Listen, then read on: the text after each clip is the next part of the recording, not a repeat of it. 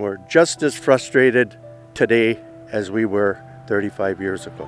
June 27, 1981 was a hot, sunny summer day in National Mine. Residents from all over Tilden Township gathered in the park for the annual picnic. Helen Dymond and her family were in attendance, watching friendly games of horseshoes, cribbage, and Helen's favorite, baseball. As the day dwindled and the sun set, the townspeople made their way to the local park to keep the party alive. At some point in the night, Helen's daughter Betsy and son-in-law Terry departed from the club to grab a bite to eat. Helen and her husband Roy declined an offer to join and stayed at the bar. As the night crept into the early hours of the morning, Roy left for home.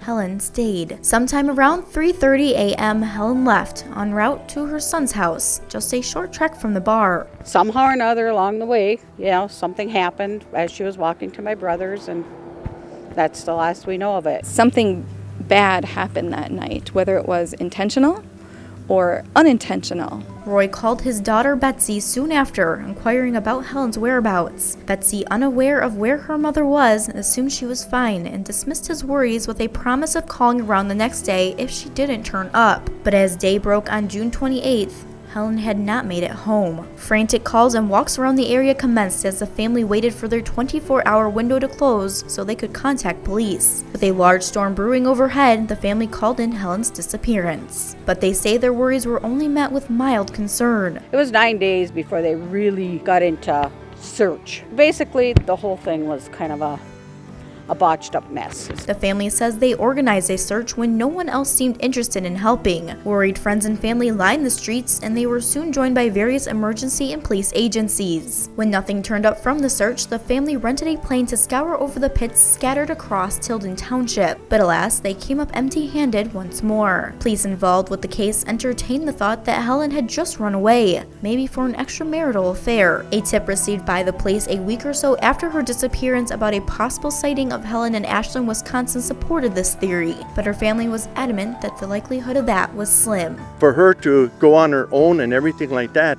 we checked the bank account and everything and watched it close, see if there was anything drawn on it and everything, and there was nothing. She didn't just walk off on the side of the road and fall in a pit. She did not just walk off on her own and leave. 2 months rolled by and not a word was heard on Helen's whereabouts. Some vital parts of Helen's description, like her eye color and the detail of the clothing she was last seen in, were wrong in the police report, leading to an incorrect story run in the Mining Journal. An ad was placed by the family in the paper with the correct information. Not long after, a purple jacket identical to what Helen was last seen in was discovered close to where she disappeared. Betsy positively identified it, but the police were sure it wasn't hers since the jacket had not weathered. This was the last piece of news the family received for decades to come. We're sure she was murdered. I grew up without my grandmother because something happened, something bad, and we never got those answers. Answers for those of us that were robbed of knowing our grandmother, and enjoying that time with her. 35 years have passed since that fateful night, and still the family is left with more questions than answers. Holly, paired with her sister April, dug up the past to reveal a potentially more twisted plot than anyone could have imagined. Tune in tomorrow for part 2 as we explore the path Helen's young granddaughters have traveled in their search for answers. Reporting from National Mine for ABC 10 and the CW5, I'm Chelsea Birdsall.